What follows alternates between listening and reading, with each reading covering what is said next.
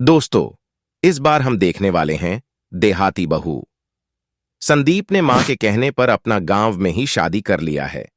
लड़की का नाम था सुनीता। तो आइए जानते हैं कि संदीप ने गांव में मां के साथ कैसे अपने परिवार को जीवन धारण संदीप देते ने थे। अपनी माँ के कहने तो पर let's गांव go में शादी start। कर ली थी। लड़की का नाम था सुनीता। माँ का कहना था एकदम मॉडर्न बहू नहीं होनी चाहिए, लेकिन उन्हें नहीं पता था कि गांव से आने वाली बहू सुंदर सुशील तो होगी और उसको गांव से बाहर भी निकाल लाएंगे, लेकिन उसके अंदर का गांव कैसे बाहर निकलेगा। शादी के कुछ दिन बाद माँ, टिफिन तो देना बेटा, अब तो स्कूल नहीं ऑफिस जाता है। माँ से नहीं अपनी बीवी से टिफिन मांगा कर। ओके माँ। सुनीता, टिफिन ले आओ। टिफिन इसके अंदर पिस्ता डाल दिया है। पिस्ता? पिस्ता क्यों? सास जी ने बोला था ना कि आपको पिस्ता बहुत पसंद है। ओहो, मैंने पिस्ता नहीं पास्ता बोला था। पास्ता। पास्ता? कहीं होता है पास्ता? अरे बेटी तू रहने दे, मैं बना दूंगी। अच्छा किया कि पाव भाजी बनाने का नहीं बोला, पाव बना देती है। सुनीता को बुरा लगता है, लेकिन उसकी नादान हरकतें कम नहीं होती। ऐसे ही एक दिन, अरे तुमने ये क्या लगाया है?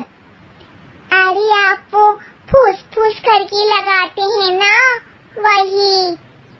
दियो? कहाँ दियो? किसको दियो? अरे वही ना जिससे खुशबू आती है। हाँ सही पकड़े हैं।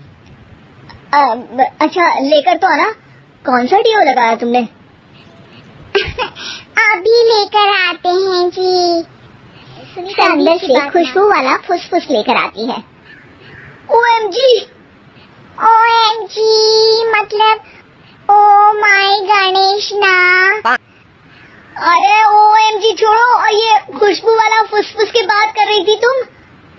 हाँ इसी की, फिर से सही पकड़े हैं। अरे देवी, लेकिन आप सही नहीं पकड़े हैं, ये डियो नहीं है। डियो नहीं है तो क्या लियो है? अरे ये रूम फ्रेशनर है जिसको कमरे में छिड़कते हैं, खुद पर नहीं।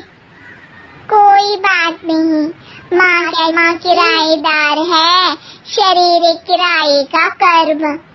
हम शरीर पे ये डाल लिए तो क्या फर्क पड़ जाएगा। अरे बहू, ओ बहू, मेरे लिए फल तो ले आ, फिर मैं बाजार जाऊंगी। सुनीता अपनी सास के लिए फल लेकर आती है। अरे बेटा, पपीता, तरबूज और सेब फल ऐसे कैसे खा लूं? काट कर तो ले आ। माँ जी, मेरे गांव में तो खेत से उठा के सीधा खा लेते हैं। अरे ये तेरा गांव नहीं है ना। अरे संदीप, तू ही कुछ समझा देना इसको बेटा। मैं कैसे समझाऊं माँ, ये तो माइक्रोवेव को भी भट्टी बोलती है। कल मैंने बोला हाय कैसी हो, तो बोलती है किसी को हाय नहीं लगानी चाहिए। अरे सुनीता, तेरा क्या होगा? अभी तो कैसे बताऊं माँ जी, अभी हम कुछ करेंगे फिर पता चलेगा क्या होगा, लड़का या लड़की। हे भगवान, कहाँ से आ गई ये? रामपुर से जी, आप ही तो लेकर आए थे मुझे। अरे मुझे माफ कर दो। पहले कोई गलती तो करिए जी, आपकी तो सारी गलती माफ कर देंगे हम। हाँ। अरे बहू, मेरी बात सुन। फल यानी कि फ्रूट जब भी लाए ना तो काट कर लाना, ठीक है? जी ठीक है माँ जी, फल यानी काट के लाऊंगी। सुनीता रोज ही कोई ऐसी हरकत कर देती जिसकी वजह से उसे घर में दो बातें सुननी पड़ती। एक दिन, माँ मेरे बॉस घर पर आने वाले हैं शाम को, उनका बर्थडे है, फैमिली साथ नहीं रहती उनके, तो यही पार्टी कर लेंगे। उनको अच्छा लगा तो शायद मेरा प्रमोशन भी हो जाएगा। मैं ना फ्रूट केक लाकर फ्रिज में रख दूंगी और तेरे साथ आज खाना मैं बनाऊंगी, ताकि जब साहब आए तो खाने में कोई गड़बड़ ना हो। शाम को जब सारी तैयारियां हो जाती है, संदीप के साथ बड़े साहब भी घर आते हैं। आप फ्रूट केक तो ले आना बहू, फिर खाना खाएंगे। और इस सब की क्या जरूरत थी, आपने बुलाया वही काफी है। सर, आपका परिवार शहर में नहीं है तो हम ही आपके परिवार जैसे हैं सर। इतने में ही सुनीता फ्रूट केक लेकर आती है और बड़े साहब की टेबल पर रख देती है, और जैसे ही केक के ऊपर का ओह, ये क्या है? केक तो कटा हुआ है, मैं तो ऐसा नहीं लाई थी। आप मुझे शाबाशी दे सकती है माँ जी, मैंने ही केक काट दिया। आपने कहा था ना, फल यानी फ्रूट यानी हमेशा काट के लाना, तो फ्रूट केक भी तो फ्रूट ही है ना, तो मैंने पहले ही काट लिया, होना मैं समझदार। अरे बहू, ये क्या किया?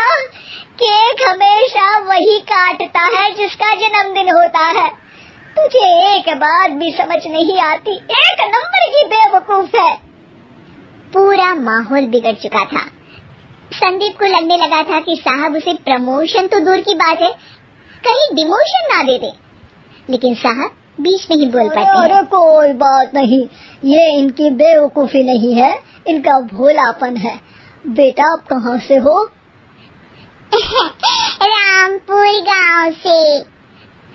अरे वाह, गांव से, फिर तो आपके गांव में ताजे फल और सब्जियां मिलते होंगे। हाँ, सही पकड़े हैं, हम तो काटते भी नहीं, सीधा खा लेते हैं। मैं ना एक बार तुम्हारे गांव घूमने जरूर चलूंगा। क्यों संदीप, ले चलोगे ना? मुझे गांव घूमना बहुत पसंद है। बस फिर क्या था, संदीप और सास दोनों खुश हो गए, क्योंकि साहब को सुनीता ने गांव की बात करके खुश कर दिया था। अब संदीप का प्रमोशन पक्का था। शिक्षा, कभी भी किसी भी गलती पर घबराना नहीं चाहिए। हो सकता है कि उस गलती की वजह से आगे बड़ा फायदा हो जाए। दोस्तों, नेक्स्ट स्टोरी देखने के लिए वीडियो को एक लाइक और चैनल को सब्सक्राइब कीजिए।